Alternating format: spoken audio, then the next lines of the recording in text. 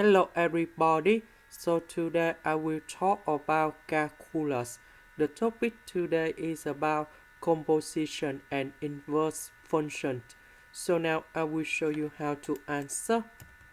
We have this equation in here. To do this one, we can put about composition for the both sides.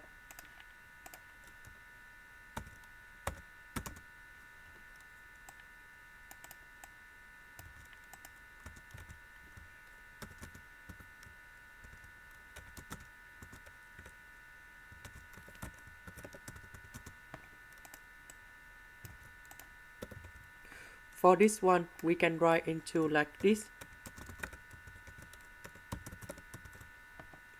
For this one, we can simplify because function with inverse function, they will cancel each other and you got about s minus 2.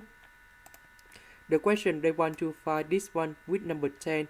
So 3s plus 1 equal to number 10. We put number 1 go to the right. And we have 3s equal to number 9. Later that we divide both sides by number 3. We got s equal to number 3.